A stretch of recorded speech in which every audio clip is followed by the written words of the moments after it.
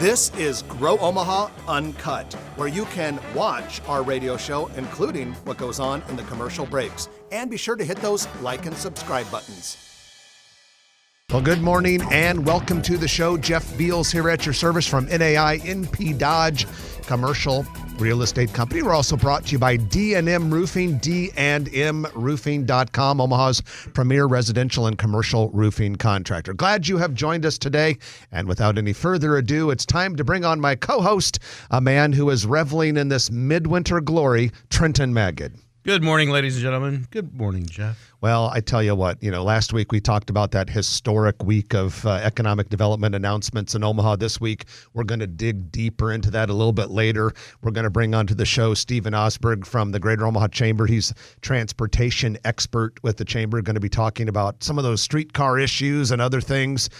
Whew, but we have a lot of news to get to before we get that. So shall we get into it? Absolutely. It's called the News of the Week, and it's brought to you by our good friends at Eagle Mortgage. You hear Holly Schneiderwind on the radio sometimes on KFAB talking about Eagle Mortgage.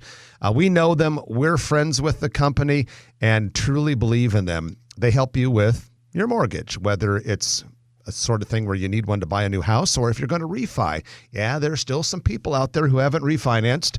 But let's talk a little bit about home buyers, people who are going to buy a new house. It is now February, which means that the activity level for houses is about ready to skyrocket. Usually mid to late February, it really, really heats up. Because I see the signs going up. Goodness. I mean, it's kind of like spring is like new birth renewal. Yeah. People buy houses in the spring like crazy. So get ready. Go to Eagle Mortgage now if you're thinking about doing it.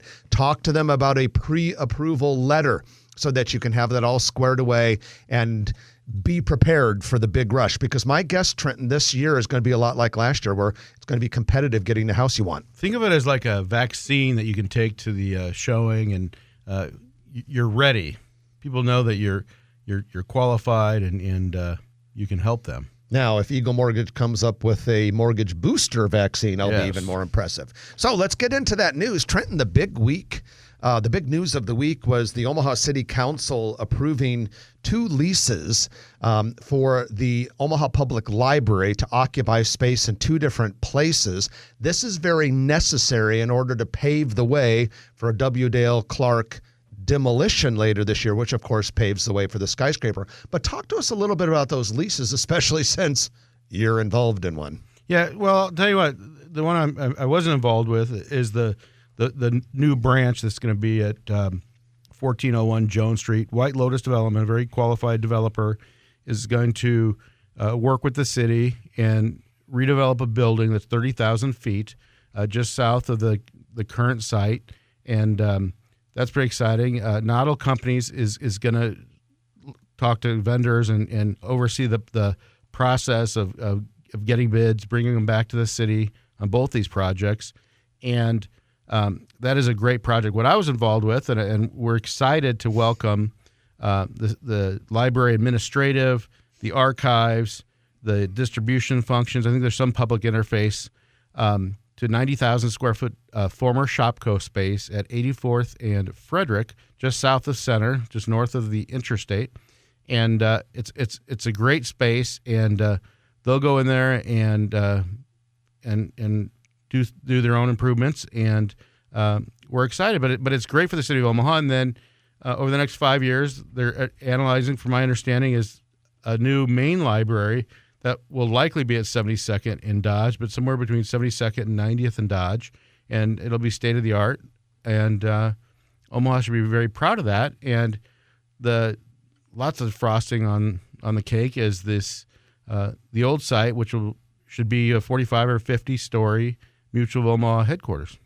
Very exciting stuff. And anytime you have a major change like this, sometimes you'll have a backlash from certain parts of the population. People get a little bit nervous. They worry that something is going on behind the scenes.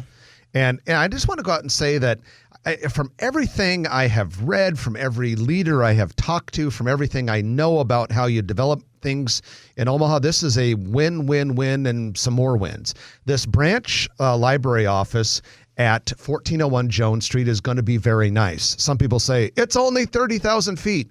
people have to get out of their head that downtown is the library headquarters. It's not going to be anymore. This is going to be a branch office for the neighborhood of downtown. And for that, it is going to be more than adequate. Plus, it's also going to allow us to renovate a 110-year building in a cool part of downtown just west of the old market. That's a win.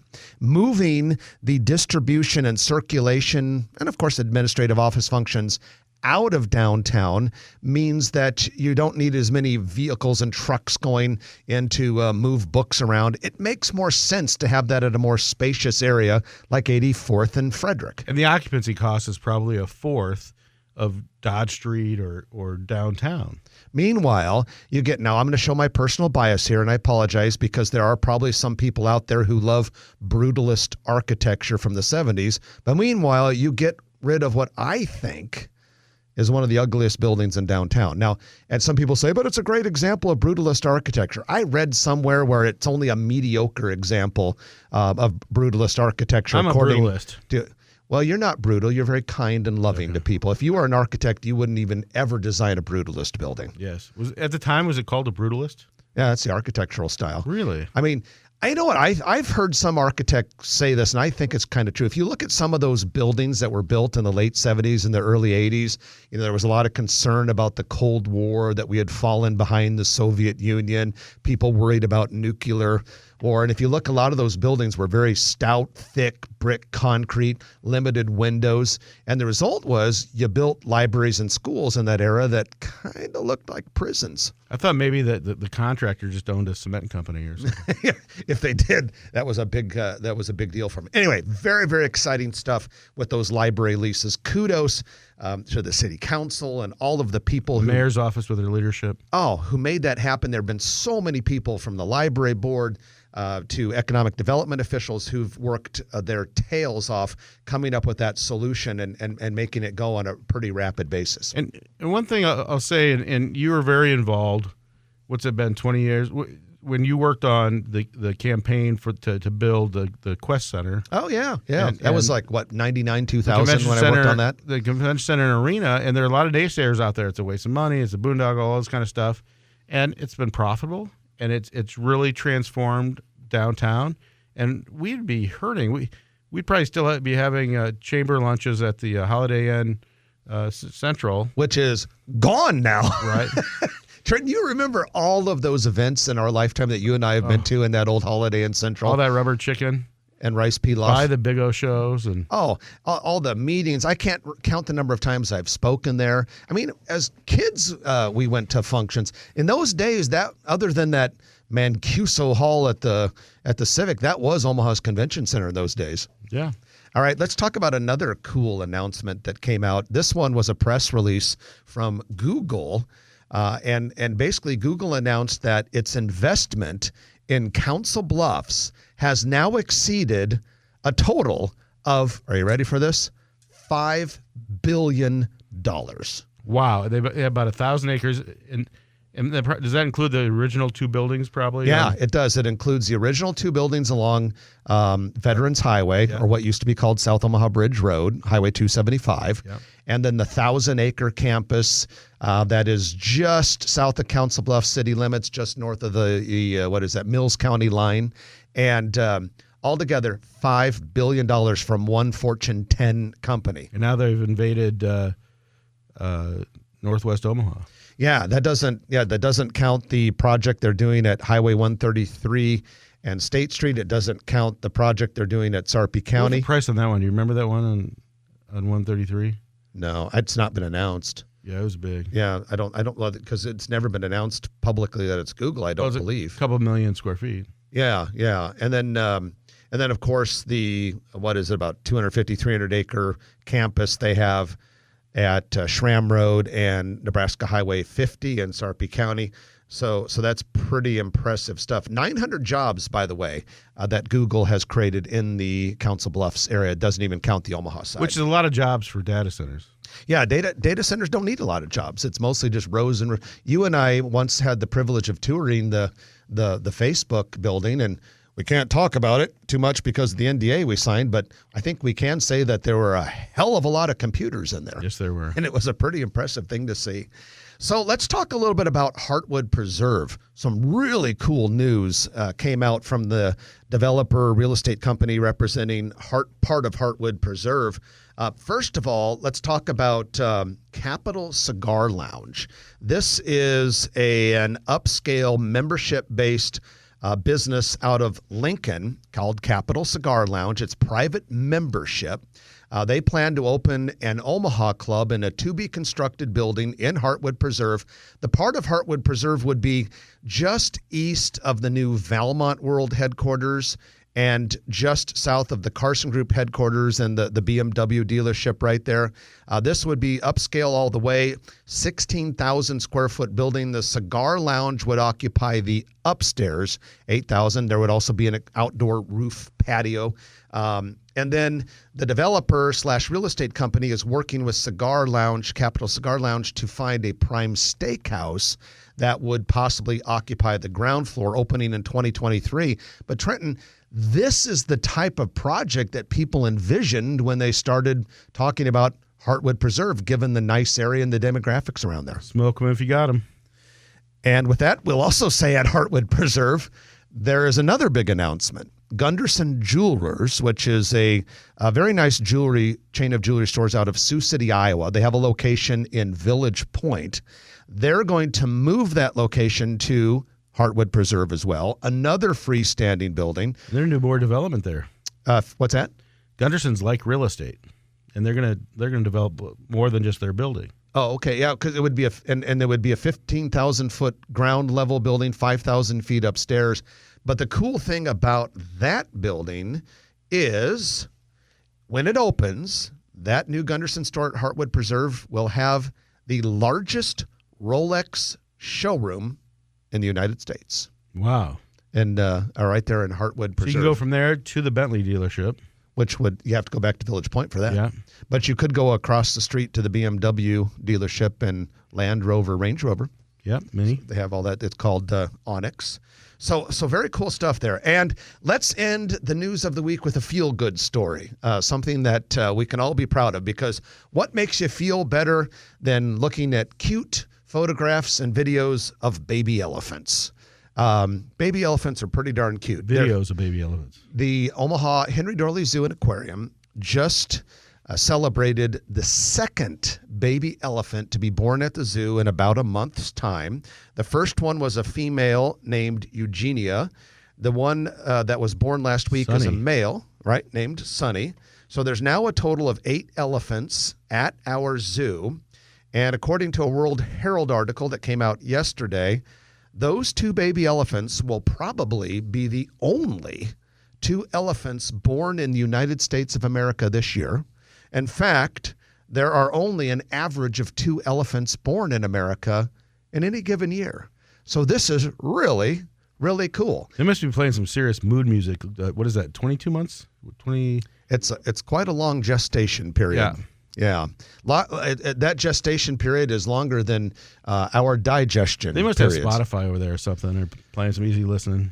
Well, in all seriousness, I think they've worked very hard at it. I mean, they've really designed their system to be very focused on breeding new elephants, and that's why they built the building the way they built it. In fact, it's my understanding, if I remember correctly, I think they can handle up to 12 or 15 elephants in the complex. So you'll probably see it. Anyway, when they start showing them to the public, I imagine it'll be awfully hard to get in there. I bet you that bull elephant was using patchouli or some other nice scent. And with that, we are concluding your news of the week, brought to you by Eagle Mortgage, EagleMortgageCompany.com. When we come back, we're going to bring on Stephen Osberg from the Greater Omaha Chamber. He focuses on transportation development, transportation issues, and we're going to talk about streetcars and related topics, what all of this streetcar stuff will mean for the future of transportation in our great city. Going to be a fun conversation. Don't miss it.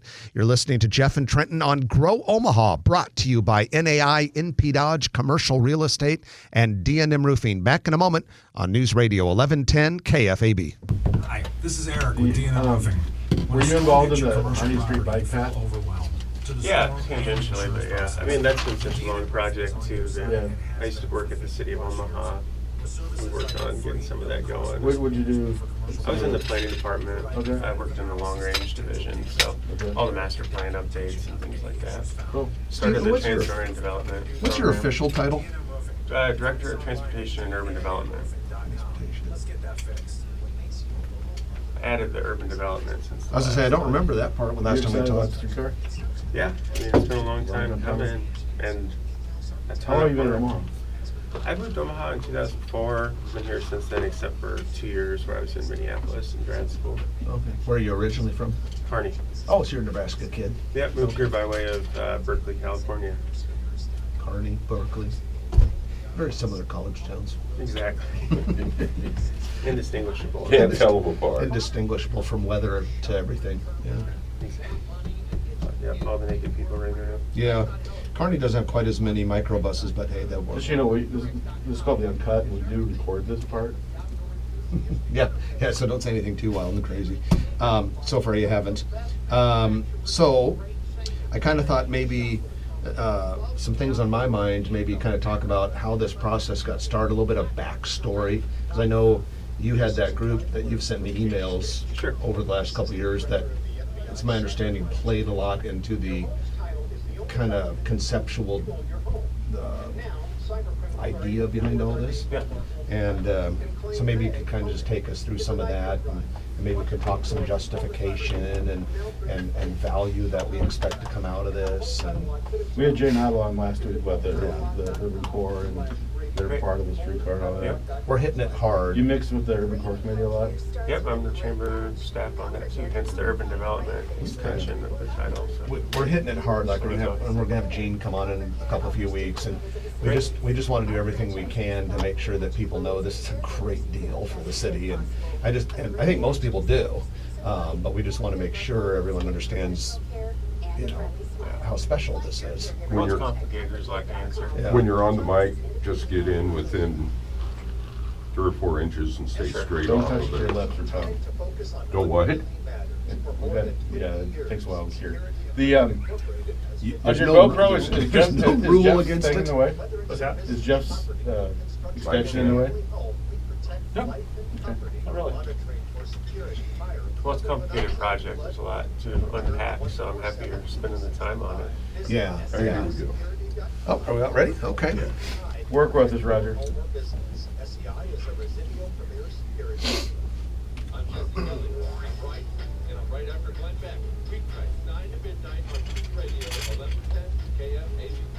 And we're back. Grow Omaha on the air, brought to you by NAI, NP Dodge, and our good friends at D&M Roofing. Eric Obrimpt and his team do such a great job with both residential and commercial roofs. They even have this one-of-a-kind, very effective preventative maintenance program, particularly for commercial buildings. Check them out. dndmroofing.com. Jeff Beals and Trenton Magid here. And we are going to now talk about transportation. A city cannot be great unless its transportation is advanced and very, very conducive to getting lots of people around the city as efficiently as possible. And we're going to talk with Stephen Osberg from the Greater Omaha Chamber.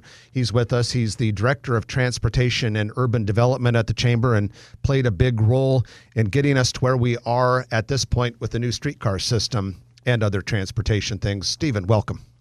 Hey guys, thanks for having me. It's great to see you again. Yeah, good to have you back on the show. And, we've talked to you in the past about Orbit, and now that's been successfully launched and hopefully to be expanded soon. But today we're gonna talk a lot about streetcars. We brought it up last week following the big announcement. We talked about the route along Farnham Street from 10th out to the Med Center. But one of the things I'd like to start with today, Stephen, since you've been involved with this since the beginning and the ground level, what are some of the things that went on behind the scenes to get us to where we are now? Sure. Well, we all know the streetcar project's been around for over a decade. It's nothing new. The Chamber's involvement really ramped up after in 2017, we engaged all our members, the business community, to develop a new vision for the region. Try to imagine what it takes to have a strong economy in 2040. That led to the Greater Omaha 2040 vision. A big part of that leaned on transportation, How do we make a quality place? How do we really drive development to the core, knowing that that was a necessary part of the range of offerings we need to offer companies looking to locate? And so coming out of that, the Chamber launched a transportation initiative called Connect Go, ultimately in 2019. We really ramped that up. Over a couple years, we talked to over 8,000 people, got input on the transportation priorities for the region. And then this last summer, we released our top 10 priorities. We look at orbit expansion. We got the first line, as you mentioned, that's already running. That just passed 500,000 riders since it opened. Looking at improved bus service, improved traffic signals, a whole range of options across all modes of transportation. But included in that is this urban core mobility system. And the backbone of that really becomes the streetcar paired with the parking garages and biking and walking access to that. We laid out that vision as part of the broader Connect Go transportation strategy, but we knew that wasn't enough to kind of get us over the finish line to get this thing built. And so the Chamber's Urban Core Committee kind of took the reins from then, commissioned HDR to do a deep dive into the financials. And we kind of came up with a financing plan based on some of the work that had been done in the past with the city and Metro Transit, another round that had happened with Modern Streetcar Advocates and Omaha by Design. We took all that work, updated it with the latest knowledge that we've got based on the financial impacts that we could anticipate from a project like this, put together a financing package, presented it to the city, and here we are. Huge announcements just in the last couple weeks here. How unique is it that the streetcar is going to be free for ridership? It's pretty mixed the way that folks use free fares around the country. We've tried to model our streetcar project primarily on the Kansas City project that they've had. It's a 2.2-mile route down there. It's widely regarded as probably the most successful streetcar project. Key to that project's success has been that free fare model. The idea is, let's just make it easy for people to use the system. Get on, get off. You don't have to worry about waiting in line to pay or figuring out how much it costs or anything like that. It truly becomes a natural walk extender when you don't have to think about it. You just get on and get where you need to go. The fact that it's taken so long, I mean, Hal Dobbs talked about it. Everyone's talked about this thing for 20 years. The technology of these streetcars, we benefit from having the latest technology when this thing is up and running. Is it 2026? 2026 is the target, yeah. Okay. No, we totally benefit from everyone. I mean, that's what's great about being here. We can just see what everyone else is doing, take what didn't work, what works. What didn't work, avoid their pitfalls. Yeah, we're trying to follow the best models we can from across the country and really across the world. Some people might say, hey, gosh, I wish we would have done this back in 1990. And you say one of the benefits is we got to see what other people did.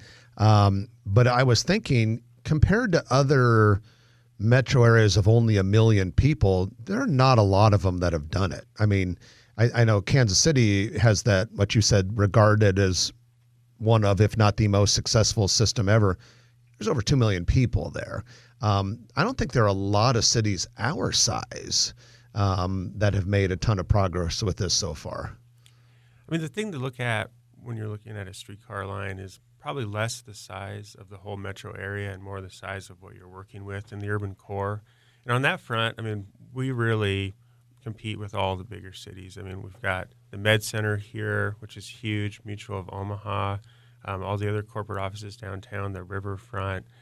There's just a tremendous amount of development activity that we're seeing there, and we compete with anyone on that front. Well, and we are somewhat unique in that we have 3 nodes right along that Farnham Street corridor that we're targeting that already have a great amount of activity, one being downtown, one being Midtown Crossing, Blackstone, and the other one being the Med Center. A lot of places don't have that kind of density on one line unless you're a much bigger city. Yeah, looking around the country, we talked to experts who have done this all over the place. And one of those is Charlie Hales. He used to be the mayor of Portland. Before that, he kind of led the streetcar initiative up there as a member of the city government. But now he works for HDR. And he said that of all the lines that he's seen, this is probably the most primed for a streetcar project like this. It's really set to take off the development potential. One little logistical question that I had before we go to the break. We keep hearing 13 stops on the line from just south of the CHI Health Center Omaha down to Farnham Street and out. But when I looked at the route map that the mayor's office sent out a week or two ago, to me it looks like that it would run concurrently on Farnham and Harney, following the one-ways. And there would be stops on all of those. So kind of in a way, almost more than 13 stops, really, if you count the ones that would be in Harney and Farnham. Is that correct? The details of that map are kind of pulled from some earlier studies that were done on the streetcar line. This next phase that we've got to get into includes all the engineering, and that means finalizing exactly where the stations are, which we definitely need to be talking to more people along the streetcar route to understand exactly where those need to be placed so we're not impacting businesses and things like that. And the other is the exact alignment. One option for sure is to split it across, keep it in Blackstone along Farnham Street, both directions. But at some point, we could certainly split it between Harney and Farnham to align with the one-way streets. That helps when you're thinking about the vehicles moving with traffic through the traffic signals and all of that. But the exact details of that are kind of TBD at this point. Okay. And we'll talk a little bit more about timeline and a couple other things when we come back, but we have to do our middle of the show break for the news. When we come back, more with Stephen Osberg. He is Director of Transportation and Urban Development at the Greater Omaha Chamber. Plenty more. Don't miss any of it. You're listening to Jeff and Trenton on Grow Omaha, brought to you by D&M Roofing and NAI NP Dodge. Back in a moment on News Radio 1110 KFAB.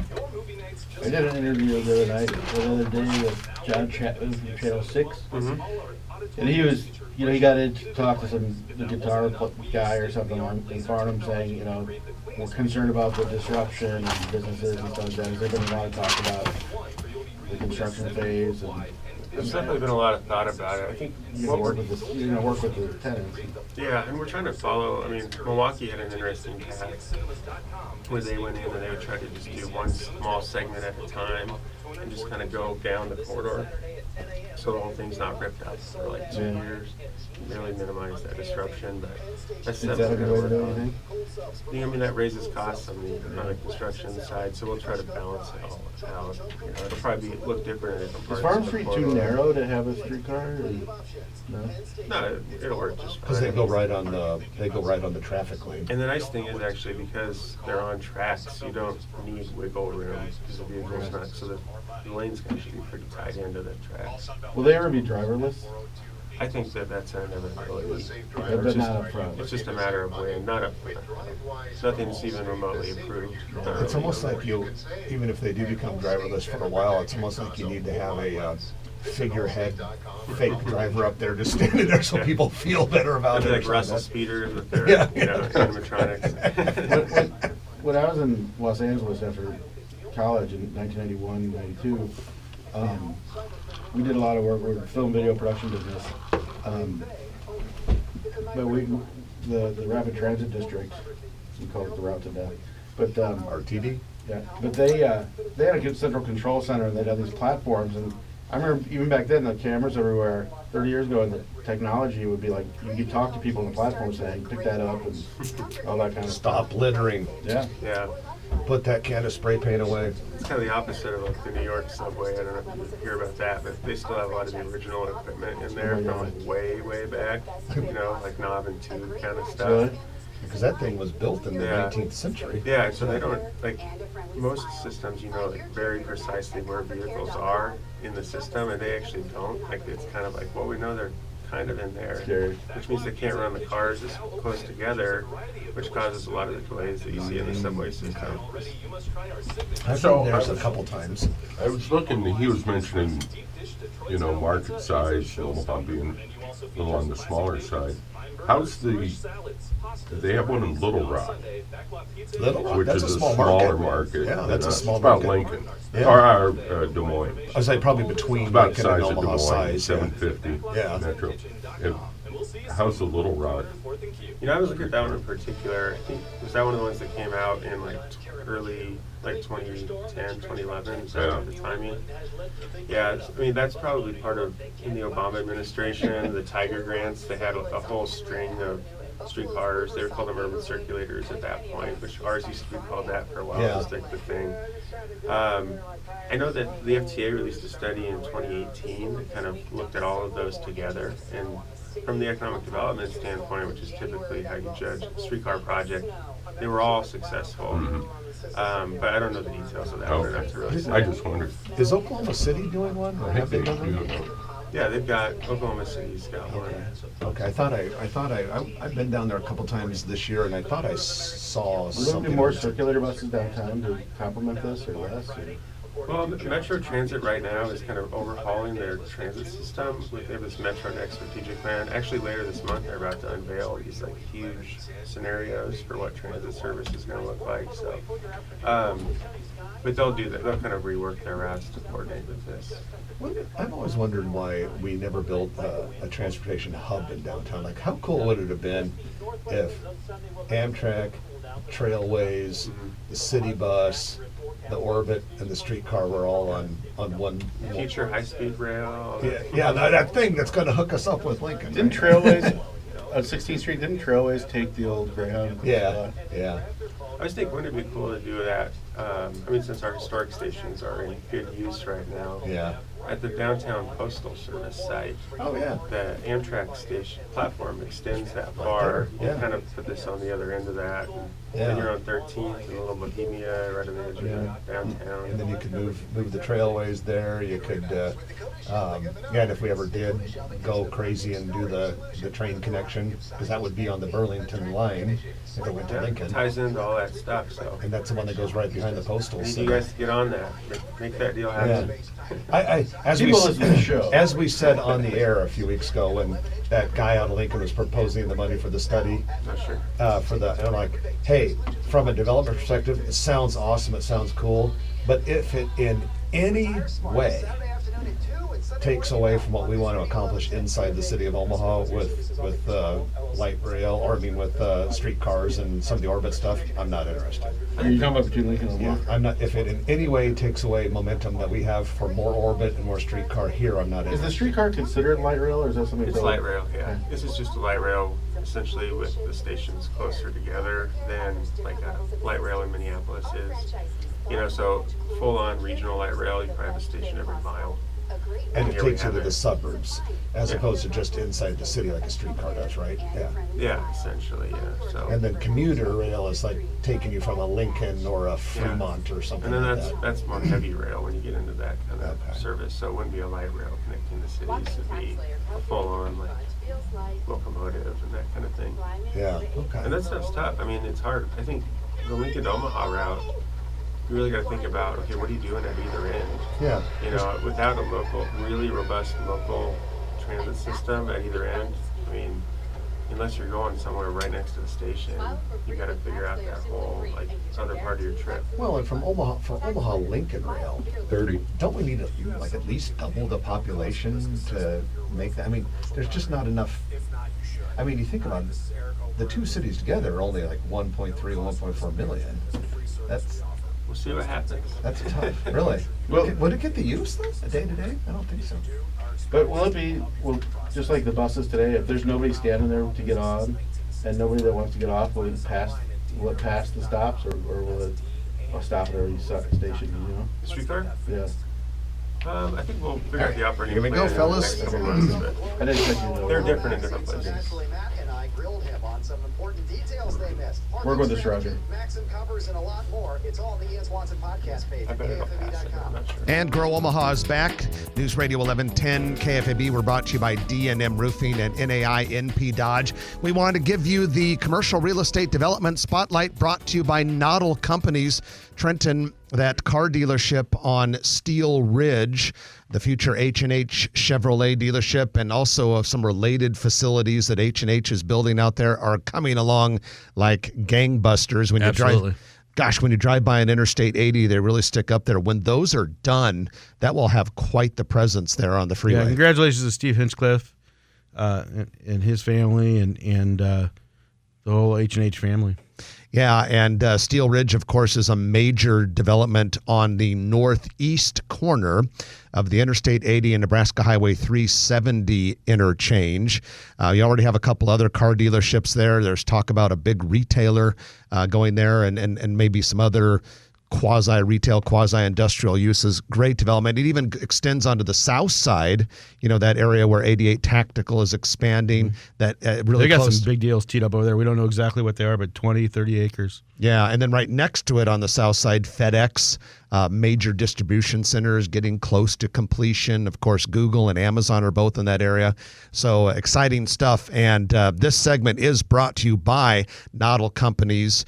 We have tremendous respect for them. Jay Noddle and the team over there are doing developments in multiple states, including a handful here in Omaha, like Steel Ridge, not to mention Urban Village, Nebraska Medical Center, Village Point Medical Campus, River's Edge and Council Bluffs, and others. And now they're overseeing the library project. Yeah, just got a contract from the city to coordinate the move of the W. Dale Clark Library into 2 other facilities. So find them online at noddlecompanies.com. We've got Stephen Osberg with us. He's Director of Transportation and Urban Development at the Chamber. We're talking about this new streetcar line. And Stephen, we know 2026 is the targeted opening date, but could you tell us a little bit about what are we expecting for timeline from approvals to when construction will start to the hoped for opening in 26?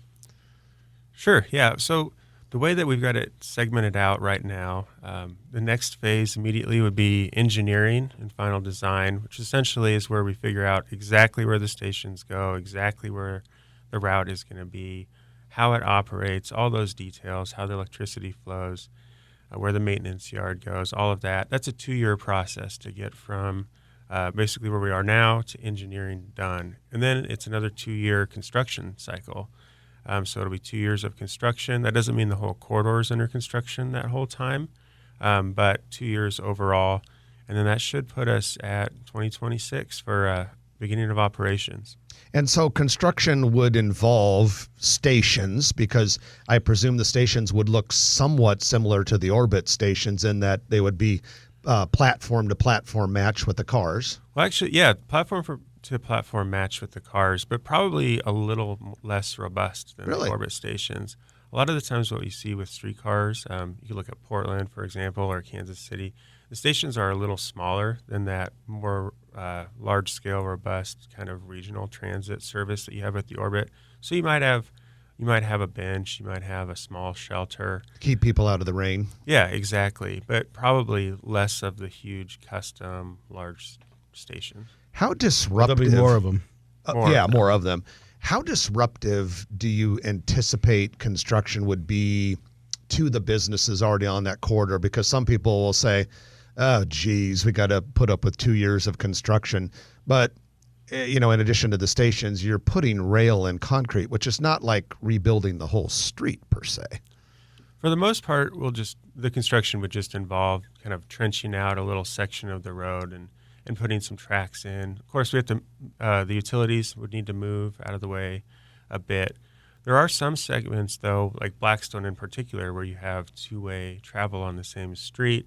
The Blackstone BID wants to see some streetscape improvements in there, so sidewalk improvements, lighting, and things like that.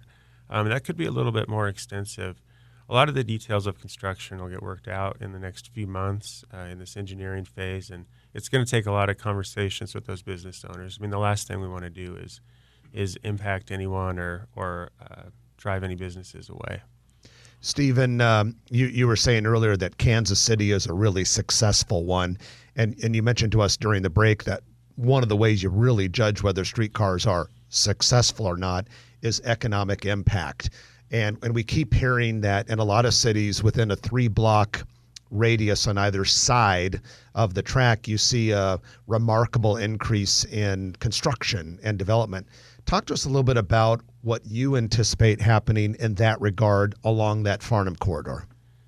The whole purpose of building a streetcar in a lot of ways is multifold, right? So there's the transportation element, of course, and if we're not charging fares, I mean, that becomes an affordable form of transportation, but the route's only so long, right? So that's not the main component here. What it really is about in building a streetcar is reshaping the form of urban development. And it does that in a few different ways. One of those ways is folks who live and work within the corridor now have an easy way to get around. It becomes really a nice, attractive environment. It kind of supports more residential and job development. But another way is really evidenced by what we see even in Mutual's announcement, what they described. We can more efficiently use the parking that we have in the corridor, which means you don't have to build as much on-site parking. And when you're in a structured garage, I mean, the per stall price is getting up there around $40,000. And so if you're having to build 1,000 of those on site or even a few hundred, I mean, that's millions of dollars you're talking about. If you don't have to do that, you can kind of make better use of shared parking on the corridor. That lowers the cost of individual project development, and it also means less space devoted to parking and all of that, which means a more pleasant environment for people walking around, and you kind of get this virtuous cycle of, hey, this is a nice place, we'll see more and more development.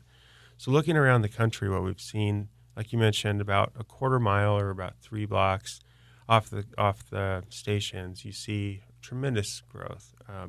But you also, and valuation increase, but you also even see that out to a half mile away in some instances. It's interesting, though, that supports the tax base. We bring in greater tax revenue through valuation increases. We see all the spinoff improvements from development. But the other is in reshaping the shape of development in Omaha in particular. Right now, we see so much job growth in the western part of the metro area, the southwestern part of the metro area. The areas where we have the highest rates of unemployment and underemployment are in eastern Omaha. And it's just hard to get people from eastern Omaha to those spots so far away, whether it's through transit or driving or whatever. It's a long trip. The more we can do to kind of encourage the growth right in the core, the better access folks all across eastern Omaha will have to those jobs or those educational opportunities or whatever. Well, what I think was neat when James Blackledge, the CEO of Mutual Omaha, he said that a lot of their employees live around Midtown Crossing and live in that area. They'll just be able to hop on it and go to the new tower, and those are the kind of things that will really benefit.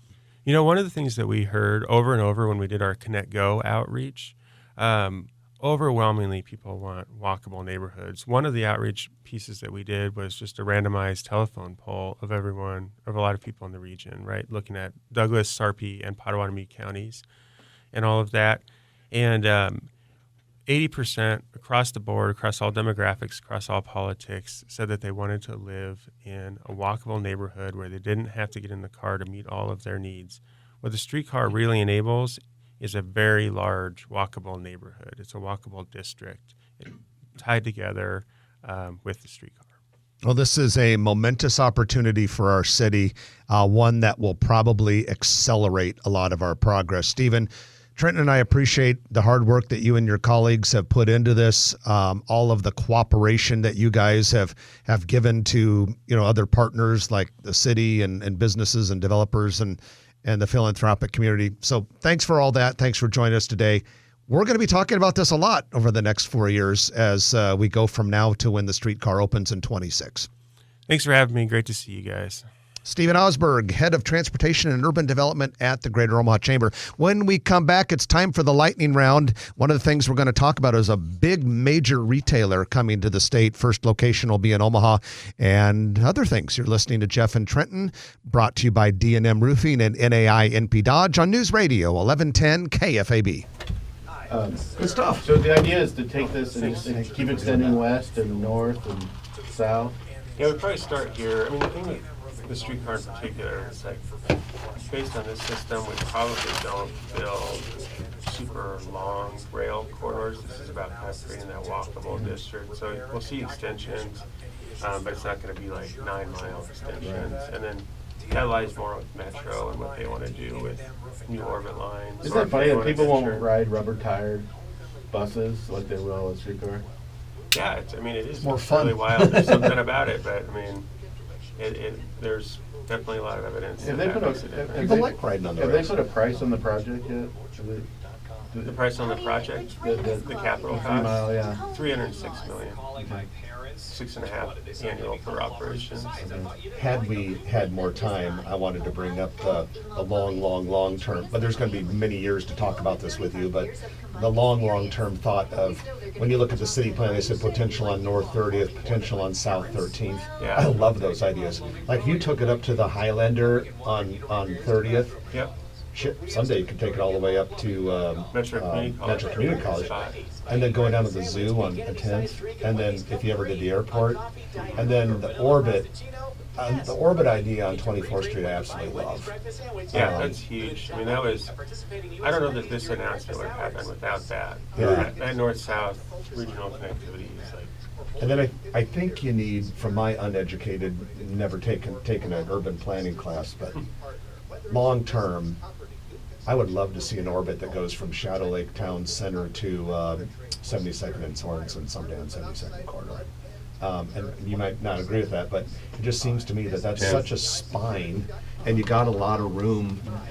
You can hang or you can go, either way. And you got a lot of room for How long TOD you have? projects. Oh, like 5 minutes. 5 minutes. I'll Yeah, hang if that's okay, possible. okay. The Winter Olympics in Beijing are now in full swing, but are the human rights issues really being discussed? China expert Michael Sobel joins me at 2:35 Monday to discuss, only on News Radio 1110 KFAB. It's the Turner Construction Lightning Round, the moment that you've all been waiting for, in which we go through a lot of topics in just a short period of time. And goodness gracious, we thank Turner Construction for making this possible for you.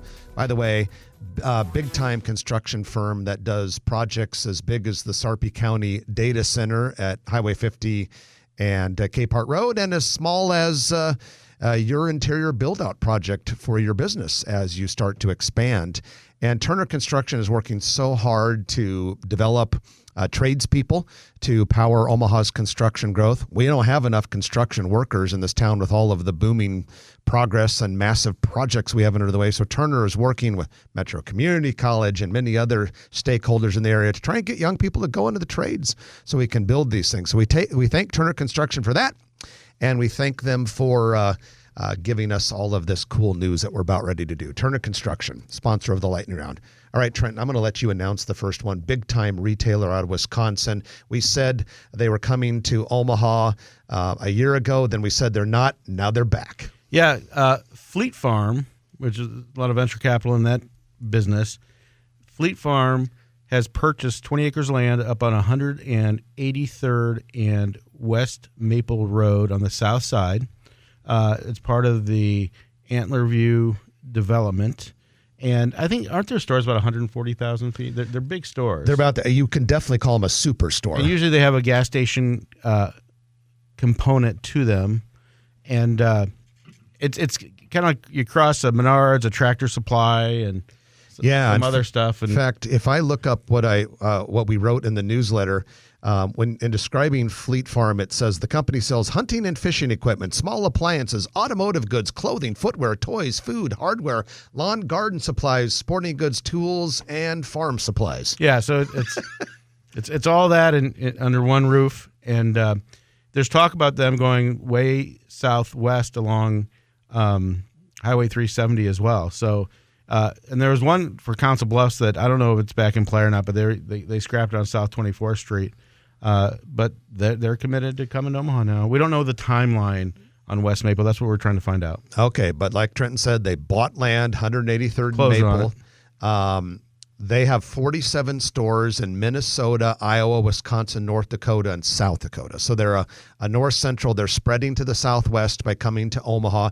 They just opened a store last year on the west side of Des Moines that you drive by if you're going to Des Moines, Iowa.